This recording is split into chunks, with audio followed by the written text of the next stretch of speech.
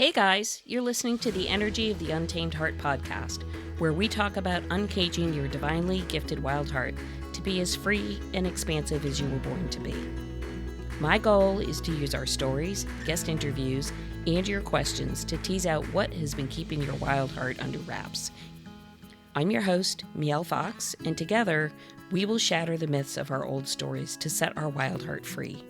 So thanks for choosing you and showing up today. Here you are in another episode of Energy of the Untamed Heart podcast. My guest today is Janis from Canada, and she is going to give us quite an insight into the body mechanics of chronic dis-ease, holding on to long-term patterns, energetic patterns, emotional patterns, thought patterns, which now show up as often simply diagnosed as, oh, you have some chronic pain, or oh, you have this ache and this and that, and you're just getting older, when in reality, it really isn't all of that. So I am excited to have her here. We're going to talk energy, we're going to talk body mechanics, we're going to talk healing and all the things. So with that, Janis, welcome, and take it away. Hi, I'm really happy to be here. I love all the topics that you just brought up. I think I want to start by just, talking about what our bodies actually are. So many people just ignore our bodies until something is wrong with them. And we just assume that our bodies are going to be good to go. And then we tend to wake up and it's like all of a sudden we feel old, we feel lack of energy, we feel pain, we feel aches, we feel stuff in our bodies. And then we're kind of often really mad at our bodies. We feel like this machine has failed us and now something's wrong. And along the way, very few of us have actually taken proper care of our bodies. Very few of us have actually learned proper education about our bodies. And then we don't even know where to start with it. It's like something is failed. We don't know what it is. We don't know how to work our way out of this problem.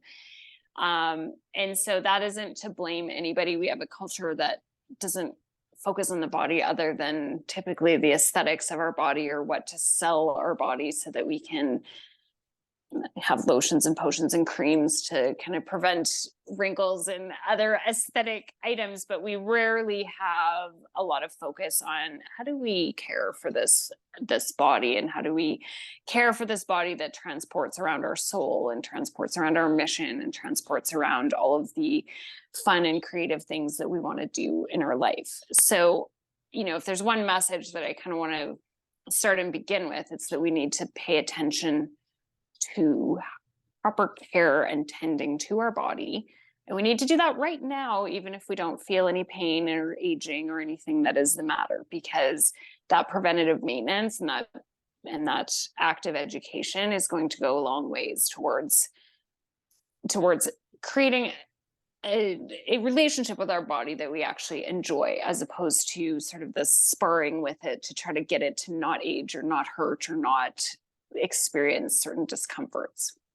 Yeah, I love that you bring this up, because I think many of us, we take our body for granted. We live in a body and we expect it to work at full capacity all the time, regardless of the abuses that we apply to our body, whether that's physically, emotionally, nutritionally, or lack thereof, or uh, just running yourself ragged, working long hours, not sleeping properly. We basically, and I am absolutely guilty of this. I will say it. I tend to burn the candle both ends, and I run a really hard schedule, and I go until I really can't. And it's really too bad that it takes until I really can't, until something gives out. And then I say, oh, huh, maybe I should have gone, maybe I should have taken the car in for a tune up. Right. And I think it's so Yep. interesting that, we we buy a new vehicle and it says, and it comes with a bumper to bumper 3-year blah da da da da. And all you have to do is bring it for the oil change every whatever 5,000 miles. And we look at it, we're like, oh my God, I just spent whatever number of dollars you spent on the vehicle. So you bet your bippy you take the thing in for the oil change so your transmission doesn't blow out. But guess what? You get this one body. This is it. Like this is the analogy of I just bought a brand new car when you come to Earth. And, of course, it goes through everything over the course of our lifetime. And yet we get really ticked off when 40 or 45 rolls around. You're like, oh, I'm really sore in the morning. I can't get out of bed. Oh, geez, I notice I can't stay up till 4 o'clock in the morning partying like I used to. Oh, I wonder why my belly hurts. I'm really not sleeping so good anymore. And then we get angry. Like, why is this? I don't understand. And I think your point is so valid. Why, as humans, do we not nurture and take care of the vessel that houses everything for us? Our heart, our soul, our emotions, our capacity to be joyful. If we don't take care of the vessel, you're not going to have the ability to do the other things. So I love that you bring this up and say, do it now. Like, don't wait till it breaks down. Don't wait till you're on the side of the Absolutely. road to go, "Oh, gee, I kinda wished I'd done XYZ." Right? Absolutely. And I, Yeah. I think the car metaphor is the best example I have as well, in terms of if we have a new car, it's probably going to run without any problems in it. And the older the car is, the classic car is going to need more maintenance. It's going to need more care. It's going to need more of our time. And we almost resent that when it comes to our body. And it's because we think of our body almost like a hobby. Almost all of us know people who are really into health or really into fitness or really into nutrition. And that's seen in the same kind of category as a creative hobby or a sports hobby or any other kind of hobby, when in actual fact it's the one hobby that none of us can get out of. So we could live our entire life without being musical, we could live our entire life without painting or without playing chess, or you can name a million hobbies, but none of us get out of the hobby of having to basically care for and tend to our body. And if we do get out of it, we're either lucky or we die early. So it's the one part of humanity that many of us put in the category of I'm not going to worry about it till I have to worry about it. But then we all have this, it's our common humanity at the end of the day. Yes. It's we like to believe this is an elective event when the reality is it's not an elective event. It will become a non-elective event very quickly if you choose not Yeah, to do what needs getting done. So, let's talk a little bit about when you talk about preventive maintenance, which I think could apply to so many facets of our existence on earth, our physical being, our spiritual, our emotional, or psychological, all the things. I don't think it's just restricted to the human body because the human body houses those other layers all within. And so I think it's all integrated. Even though we're going to talk biomechanics and we're going to talk physical, I think there's certainly a component that benefits from taking care of the body that will benefit secondarily or symbiotically, maybe is a better word, because they're not inter what's the word I'm looking for? They're interdependent. They're not independent. absolutely. Yeah. Yeah. Yeah, I think anybody who wants to experience life to the fullest, whether that's a creative pursuit or spiritual growth or emotional introspection, you need to have a comfortable body and a regulated nervous system in order to actually do that work. So it's not an add-on to it, it's the base of it. Mhm. And I like to really take it back to actually the basics. So first, we divide exercise and movement. So what we get marketed is usually exercise. So that's our programs where we're doing strength training, or we're going to the gym and maybe doing a cardio class, or focusing on flexibility. That's kind of the buckets that we've been given societally. That's exercise, where we take an hour out of our day and we do a program, we do a specific kind of technique that's designed to give us a quote unquote result. Movement is not that. So a lot of people don't like exercise. That one we could put in the sort of hobby slash optional bucket. What we cannot put in that bucket is movement. So movement is everything we're doing. So talking is movement of your jaw. Moving my arms as I'm speaking, that's a kind of movement. So we're doing movement almost all day, except many of us are not doing enough movement. So things like walking down the hallway to speak to a coworker instead of using our phone or our computer to do that.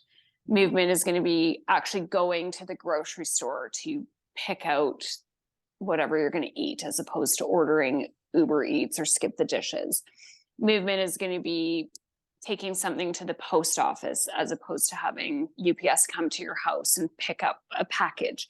So movement is going to be a lot of things in our modern world where we're taking shortcuts because they're efficient, where we could actually make them a little bit less efficient and take the time to get movement in. And I'm not suggesting anything like, we don't have to grow all of our own food and go hunting for all of our meat and get out the washboard and do our laundry in that way. But we want to just make sure that we are doing the fundamentals where we're sitting and standing. So there's a very powerful biomechanical set of things that's happening when you literally stand up. So all of the entire body is coordinating. You're using muscles.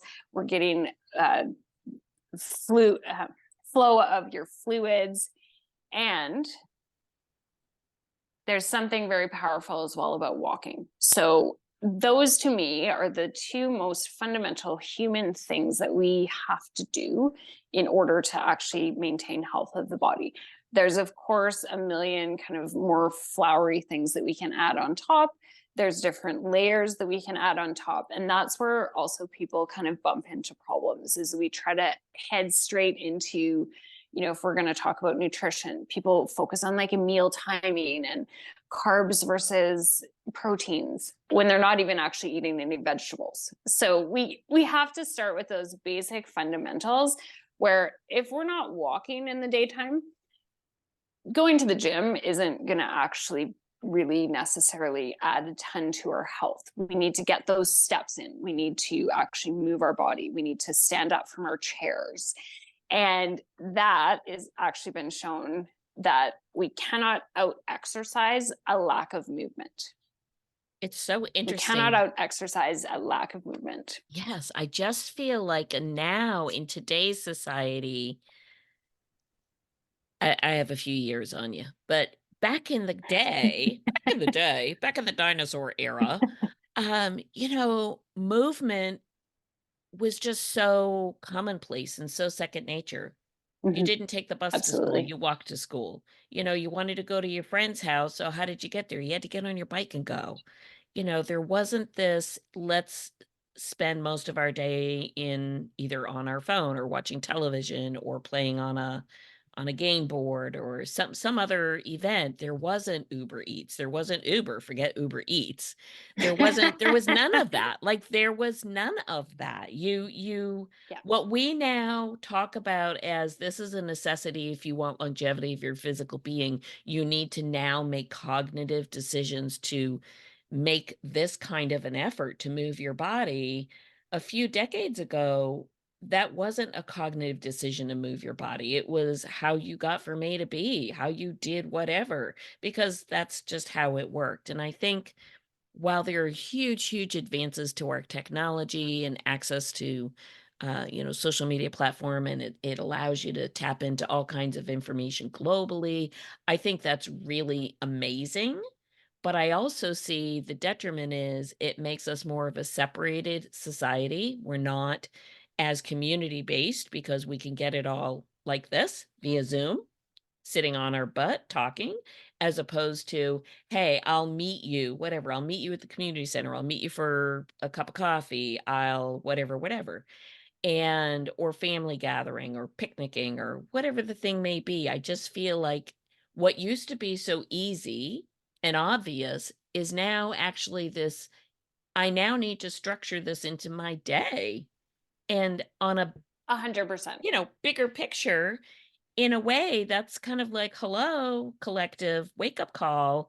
Do you realize that you are moving further and further away from how we are designed to be on this earth? If your soul chose to come to earth school, it came here for a reason, to give lessons, to learn lessons, to engage. I mean, if we were meant to do nothing, we would have come here in a sloth. We would have come as a worm. We would have come as a, I don't know, a carpet. I don't know. But we came as a human, right? And not even a four-legged. We came as a two-legged bipedal human. Why? Because we're supposed to move the two legs. I mean, yeah, hello.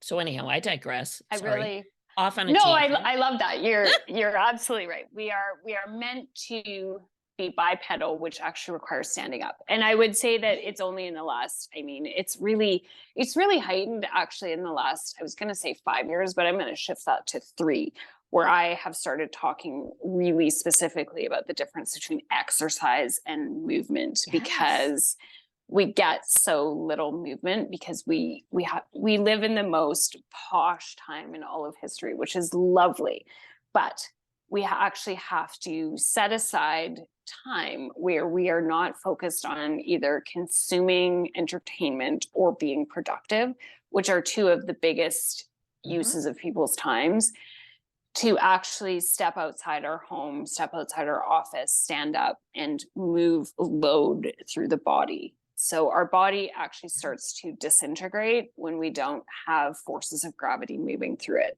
So it's a kind of a crazy thing because we also have such powerful human instincts to do nothing.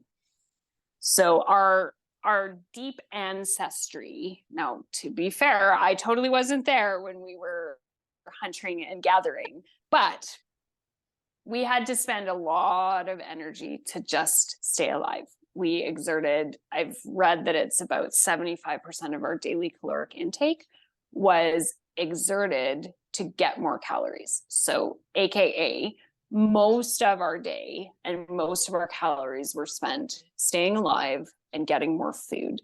Oh, sure. And then, because that was the case, biologically, we didn't die because in those off times, we are so good at conserving energy, doing nothing, and resting. Yay for the win. We're alive now because our ancestors Yeah.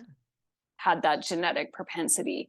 But the problem is now our lifestyles in the last 100 years even have just dramatically shifted. My grandma's 101 years old, God bless her. and she rode a horse to school. she she had to walk half a mile to the neighbor's house to socialize. She had to wash clothing with a washboard, et cetera, right? We can go on about what it was like when she was a child. And I look at my own child and I'm like, whoa, your existence is focused on you being a consumer of entertainment, you being a consumer of video games and subscriptions and services. And it's just such a different capacity, but our biology hasn't shifted. We are Right. still cavemen biologically. And Yeah. so we're busy conserving energy. Our bodies are like, ooh, love this rest, which we do.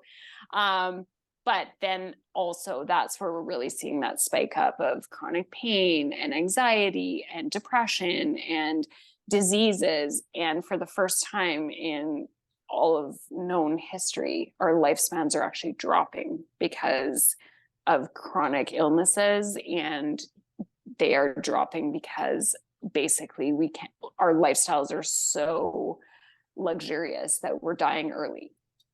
I think they, we have a phrase, use it or lose it. And I think that applies exactly to what we're talking about. I feel like our bodies, I feel like our body is the most amazingly complex machine as far as like how things work and how things work in the background that we don't even know, we don't cognitively think about, and yet it's going on. All of the biochemical interactions in your body that allow you to have a certain level of homeostasis, your breathing mechanism, your heart just keeps ticking, like all these things. You don't get up in the morning and think, oh, let me make my heart tick. Oh, let me make my blood No. flow through my vessels. These are really very intricate structures and organ systems that function with each other for us to just go through the day. And here we are, with a choice of maintain it or don't maintain it. And because you say we live in the posh lifestyle now in our current age, which I think is absolutely the truth, um, why is it breaking down? Because we're not using it. I mean, to me, it really boils Absolutely. down super simple, like use it or lose it, man. You want to know why things are falling apart because you're not doing the thing. Like back to the car analogy, I live on a farm. I have a farm truck. My mechanic says to me, I understand you get really crappy fuel mileage, but you need to at least take the truck out so many days a week and drive the thing, or at least like run it down the highway for 50 miles and blow out all the lines because it's literally dying because you don't use it. When I'm like, I know, but I Right. want it to last forever. And he's like, well, then use it. Right? Same, same. Same. Same. Yeah, And we get to middle age and we're basically antiques that are yeah, not maintained. yeah. So I think that part of the root of this all really comes to our education system. And I'm going to blame a massive system. But, nothing in the education system as it was designed ever foresaw the idea that we would be able to have food at our doorstep without any involvement in it whatsoever. I also grew up on a farm. We had to grow our garden worth of stuff. I shouldn't say had to. We had 2 gardens worth of food, and then that's a lot of work to plant it, to weed it. It was our job as kids to weed it, and I remember like in my memory, it was all summer long. We were just weeding and weeding and weeding. It probably genuinely wasn't, but then you harvest it, then you preserve it, then you cook it, and that was already at a time when it was so much easier than it was in the past. But the school system was designed and thought of and created at a time when basically that's what everybody had to do. You were walking places, you were growing your own food. So no part of that system was actually set up with the idea that people would be able to have every piece of their life in a sedentary position. So we don't actually learn about our bodies. We don't learn about preventative health. We don't learn about body awareness in the sense of what sensations we're feeling, where are we feeling them. We don't learn about much beyond kind of basic muscle and bone names. And for most people, that's long forgotten information that has absolutely no relevance to our current life. Like, who cares what the thing is called? You only care when you need a medical report, basically. And at that point, that's 30 or 50 years ago that you learned it in like grade 7. Yeah. So for a lot of us, it's not presented ever until something actually goes wrong. So it's like knowing absolutely nothing about the car until you have a major breakdown. The difference is that when the car breaks down, for the most part, we take that to a mechanic. And with our body, we can go to the proverbial mechanic, but it's us that has to do the work. So, in my client base, I can guide them and I can facilitate and I can teach, but I can't actually do the work for them. So that's where it's really different, is that when it comes to our bodies, nobody can do it for us. So you can get a surgery, you can take a pill, but if we're talking about kind of that daily maintenance and that longevity, there's no practitioner on this planet that you can outsource that to. We cannot say, fix this up. We still have to get in the pit and do the work. And so we have kind of that double-edged sword where, again, it's one of the few things that we can't really outsource. Like, I can outsource all of my food, I can outsource all of my fixing everything. I don't have to learn to sew. I don't have to learn how to fix a vehicle. I don't have to learn to do anything legal. I don't have to do my own accounting, on and on. But there isn't anybody who can move my limbs for me. There's nobody who can actually digest my food for me. There's Right. nobody who can sleep for me.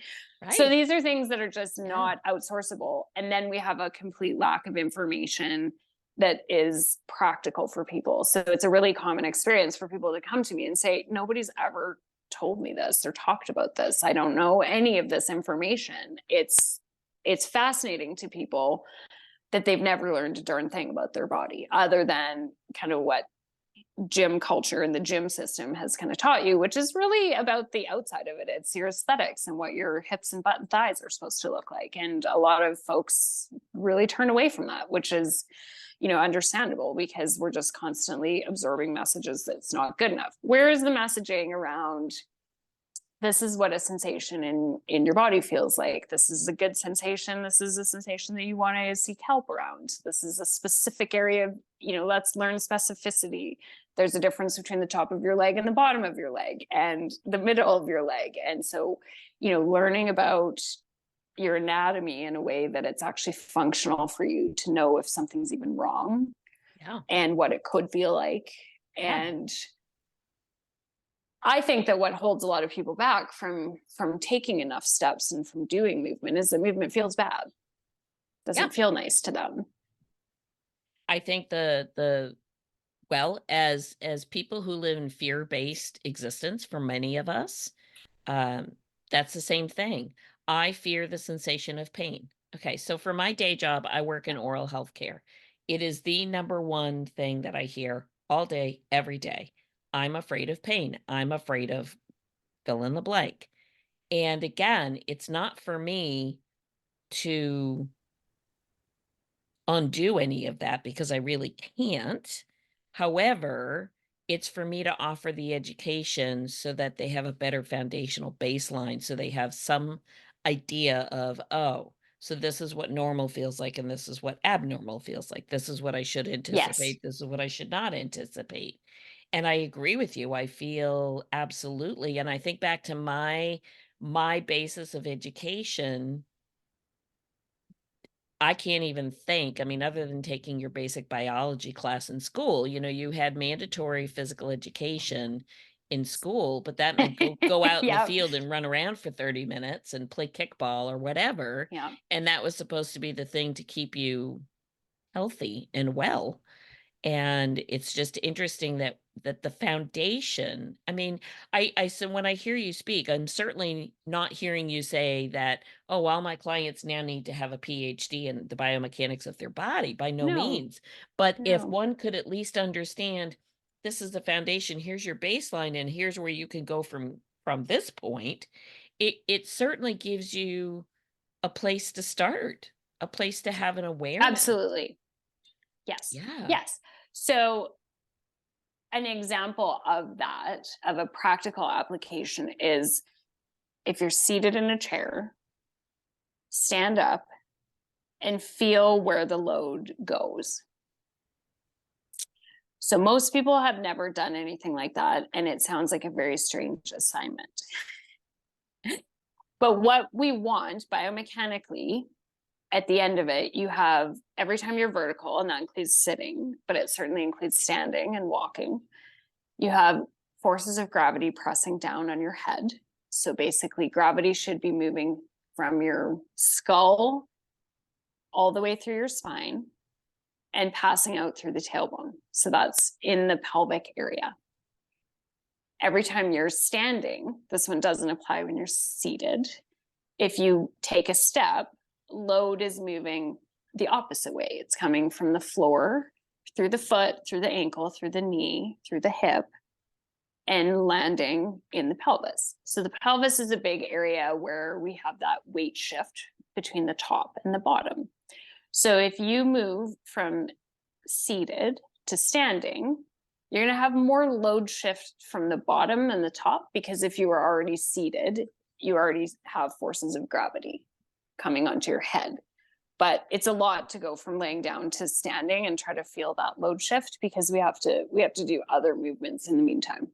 But if you just go from on your bum to on your feet, are there areas where you feel that load gets quote unquote stuck? So a common one is that you'll feel pain in your mid, upper, or lower back.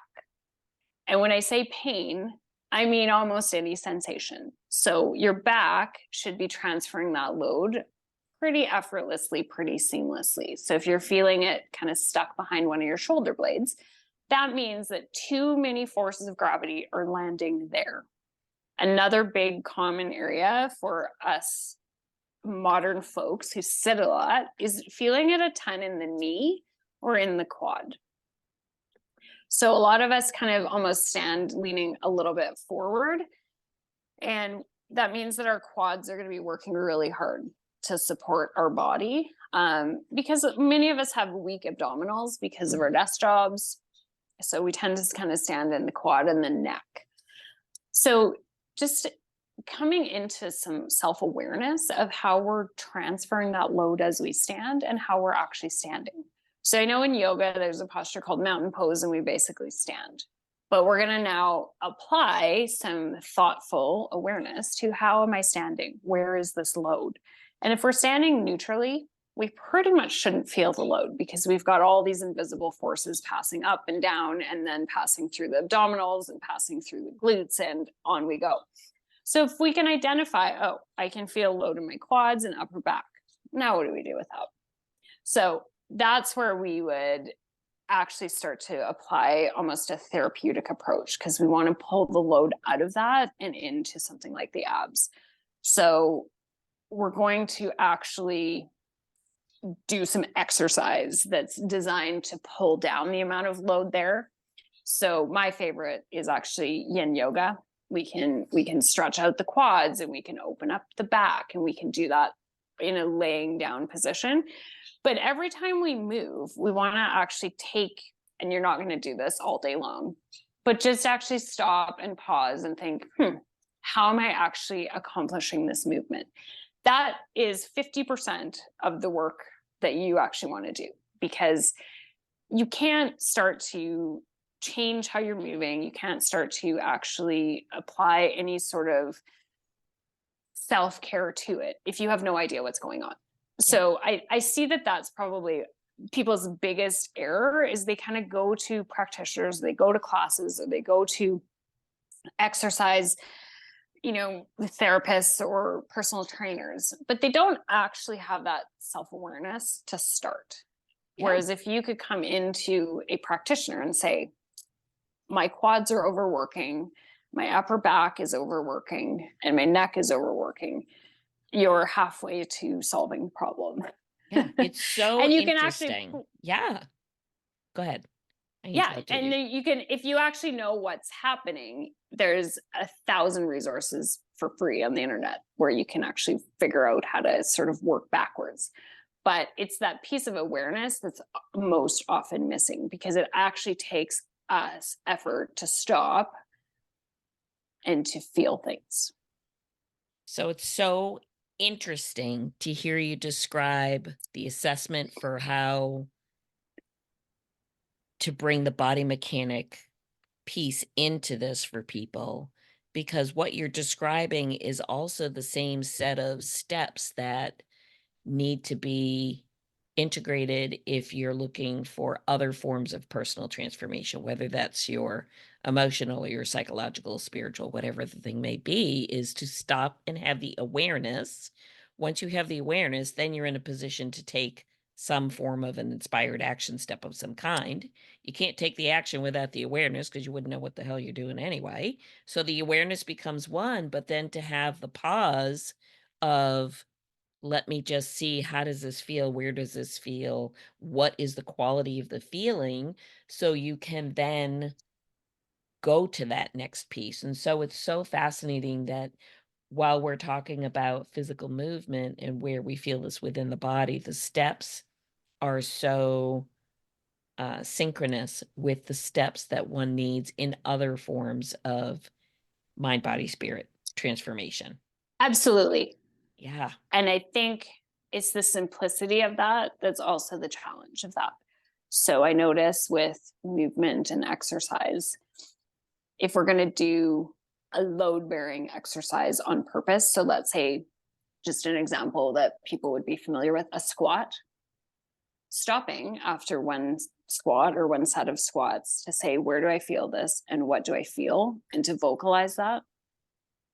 That actually is incredibly challenging because, again, it's about that vocabulary and that awareness that a lot of us don't have, because it's just easier to do 3 squats and then just check out or listen to your music or chat or watch TV or whatever than it is to actually stop and put words to the moment. But I firmly believe that if you once a day checked in with your body, when you did a squat or when you stood up from a chair and you checked in, massive changes will start to happen.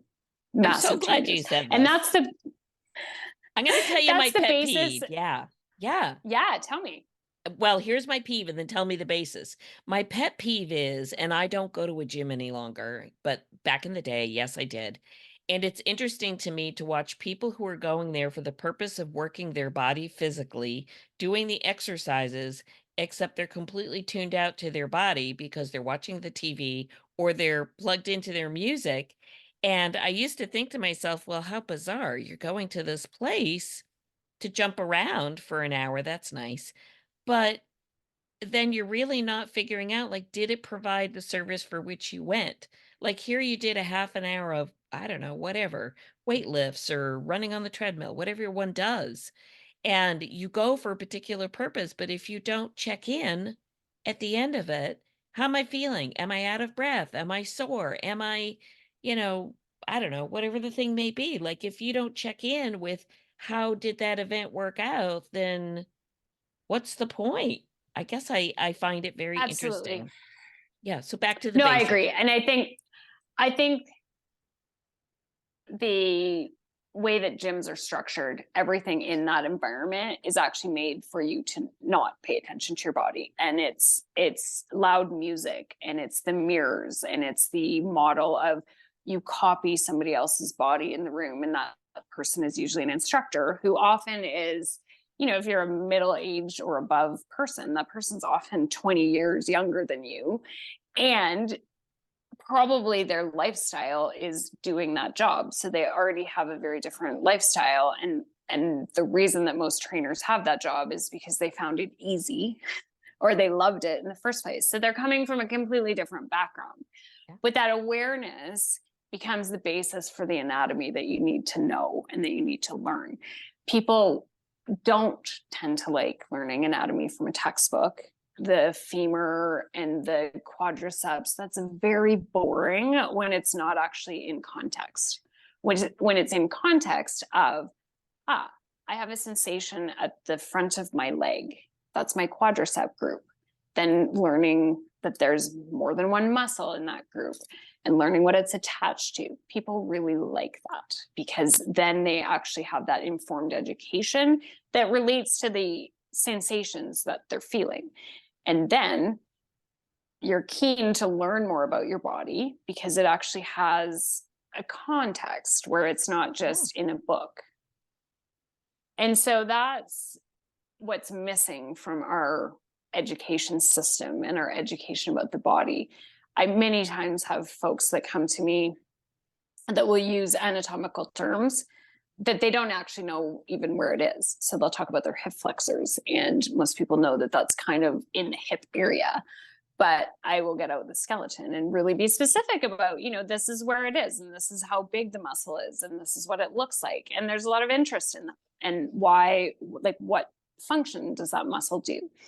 And then the person actually knows, this is how I can tell if my hip flexor is too tight or if this is a normal sensation.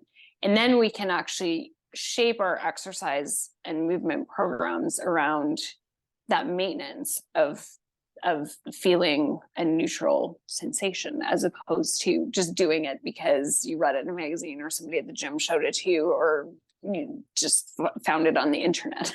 Yes. It's yes. really based on I want to feel neutral in my body. So these are the things that I want to do today to feel neutral in my body. So in the horse world, we talk about straightness, meaning like, how do you know when your horse is moving fluidly, freely, with ease and flow, not leaning on one side, not leaning on another side, whatever it is, we call that straightness. And one of the kind of common phrases that we'll say when we talk about straightness, or when the horse is really like through their whole being and it's just moving without a lot of extra effort in any one area, we call it, and it feels like nothing. The straightness just, and it feels like nothing, like it's not left, it's not right, it's not heavy, it's not leaning, it's nothing. It's just a moment of pure energetic flow without any uh impingement in any way. And so when I hear you describe, we're trying to get it so that a place in your body feels neutral. You almost have to know what not neutral feels like so you can identify Yes. what does neutral feel like. Yeah. Yes. Yes. I Yeah. find that that actually becomes a really challenging concept for people because we can feel pain. So the metaphor that I use is that that's a black shape. So if you ever think about having any pain in your body, whether that's back pain or you drop something on your foot, that is a shape that's discrete. You can describe it as sharp or as hot or whatever words you want to use for that. But you're aware of it, and you can see it and you can feel it and you can touch it. Neutral, however, is like trying to describe whiteness. It's there, but it's a lot more subtle. And that's where I actually find that, we're not often inspired to take action on a white background. We're very inspired to take action when we feel that black shape. We can describe that. It has a lot of sensation. And then I think as well, like when we get into the exercise world, if you go to the gym, you can describe that sensation. That's Yeah. also black. You're looking for that burning and that afterburn and that strength of sensation. And in actual fact, what many people, there's no like cutoff age, but if we're going to make one up, we're going to say it's over 35. We need more of that white space. So our lives are high stress. We have a lot of emotional energy moving through the body. We have a huge to-do list. Most of us are too sedentary. We're not necessarily like fully nutritionally taking care of our bodies. And so applying these huge black forces to the body and these big shapes and really strong movements, I have yet to meet a 45-year-old who's like, I just have too much energy to burn. I need somewhere somewhere to put it. So we really, for the most part, need movement programs that are going to be nourishing and that we almost can't feel. And that's Right. where we're talking about things that are like, go for a walk, Right. go for a leisurely bike ride outside and enjoy some air. Yeah. Stroll with a friend and go to a market where you may not even notice that you're moving around. Think about being on vacation. Most people take 20 to 30,000 steps on vacation and think nothing of it. You're just kind of inspired to move towards something. Yeah. So that's going to be more of that white sensation in the body. And it becomes much harder to feel that. I love your horse analogy. That's exactly right. That straightness, that neutral, there's nothing happening there. And what you actually described is precisely what we actually need to be doing in our own body. So if we're lilting to one side or the mechanics are just not flowing through us, that horse is in trouble, but so are we. Yes. Yes. And especially in our life where, our emotions are such strong parts of our experience, and our bodies will always have a reaction to emotional stimuli. So if we are stuck when we're just trying to move up and down from a chair, or stuck when we're just trying to walk down the street to go get the mail, how are we going to actually take in that emotional experience, and how are we going to process all that through the body? That's going to get stuck in there too. And it gets stuck, not that we can open up a treasure chest and out comes all the fear and pain and sadness and we can just release them. It gets stuck in the sense that we have muscles that are contracting and it moves our bones, and it's a shift through the connective tissue. And if we can't fully express that and allow it to pass through, you've got more pieces of gravity and more stickiness there. And then we can't actually process that emotion. And then we just end up in a cycle where the stress doesn't actually ever leave our body. Yeah. And I think chronically, we all know the end result of chronic stress. I mean, that's Yes. easily found. You can Google it just about anywhere. Chronic stress will absolutely lead to a state of what we refer to as dis-ease or lack of ease, or disease, whatever you want to call that. So I love that you were approaching overall healing and health by working and educating people how to truly listen to the body, listen to your body, ask your body, what body, where, and what do you need? How Yeah. can I hear you and help you? And it's such a needed modality. We need to like clone you. Absolutely. I mean, I think so too. But it's what I'm really doing is it's almost so old that it's new. It's like really just taking a body and listening to that body and what that Mhm. body is saying, and then applying what that body needs. And that's something that I think, again, we need our own daily practice in that. And we need to carve out a few minutes a day. And it doesn't need to be hours a day to do that. But, you know, start by taking 5 minutes and Yeah. sitting up and standing and walking across the room and identifying, oh, here's a tight area, and then doing a bit of Yeah. movement, even just, if you're tight through the upper shoulders, just move your shoulders around and see if you can notice a shift in that. And I think that for myself, I actually do a 45-minute yin yoga practice in the morning to just bring down my nervous system and to make sure kind of all those kinks are out. But I Yeah. think that that would be the ideal, is kind of getting your own practice. And what I do for my body doesn't have to be what somebody else does, but just working towards 15, 20, 30, 40, whatever, however much time you have of a daily practice for your body that's meant to sustain your body, not Mhm. exercise, but actually literally sustain your body, get that listening, get that feedback, get that mechanism in place where you have that habit.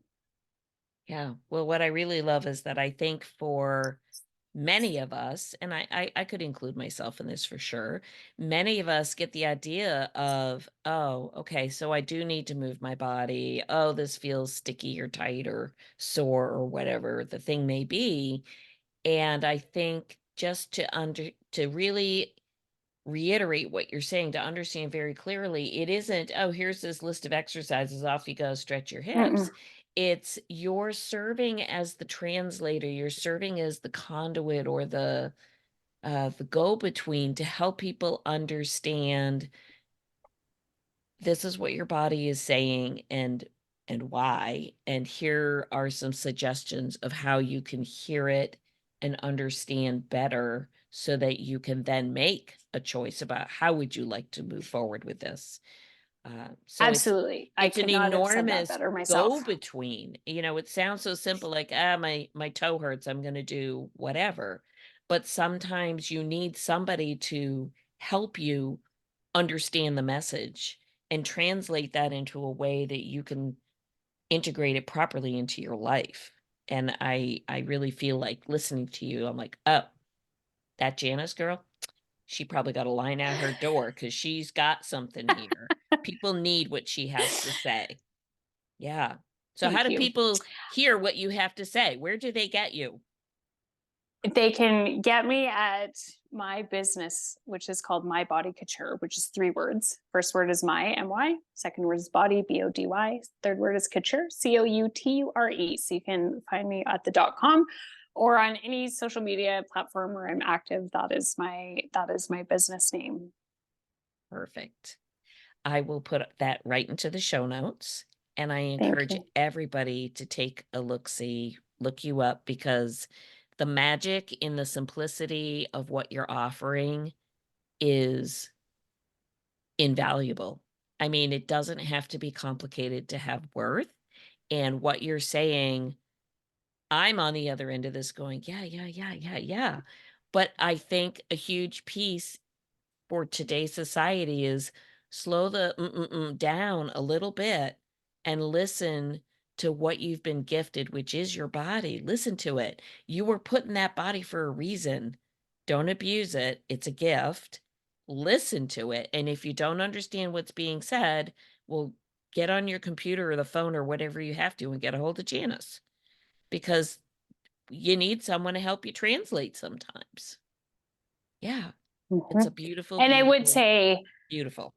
I guess my parting message is if it's come to a place where your body is speaking pain, and that means, you know, you stand up and you realize that your shoulders hurt, that's such a moment for action to happen, because I find it's actually easier for people to feel that pain than it is to feel neutral. And so your body is telling you, hi, we need some attention. We need it right here. And it will be easier for you to actually feel a quote unquote result to get out of pain than if you're starting with neutral and doing maintenance activities. So I do maintenance activities every day and I feel nothing. I get no sort of discernible reward. What I get is the reward of habit and not ever having that pain. But I just want to leave people with that message where if you've come to a place and you already have pain, yes, I can help you translate it, but just be aware that it's not too late. There's nothing bad happening. Your body's actually giving you the gift where you're going to be able to discern a result of, you know, exactly where you need to work. Yeah. You know exactly how strong that message is, because your body will continue to amp it up until you do something. And when you actually are able to remove that pain from your life, you will feel like you did something. And Yeah. then you can continue forward with the habit that you've created and Yeah. and the momentum that you're building. It's perfect. Thank you so much. This has been super, super, super helpful. I love it. I appreciate your It was a time. pleasure to talk to you today. Great. Thank you so much. Another really great show. Thank you so much, Janice, for coming on and sharing your wisdom. And as you said, life is an evolution. We're conditioned to solve things, but the new problems and scenarios are always going to exist to fill the space. There is no hack for life other than showing up and doing the work. We can't cheat, we can't take shortcuts, so we're better off investing in the root cause of the solutions because those are the ones that change everything. I'll put all of your links in the show notes, of course, and I just thank you so much for coming on. For our listeners, thank you again for supporting us. And please follow along by subscribing to the podcast. Leave us a 5-star review if you would be so kind so we stay bumped up in the algorithm. You can find me on Facebook and Instagram at Mielle Fox. You can also find me on the website www.foxdenenergetics.com. And I will put all of Janice's information in the show notes, so check her out there. And stay tuned for another episode upcoming of the Energy of the Untamed Heart podcast.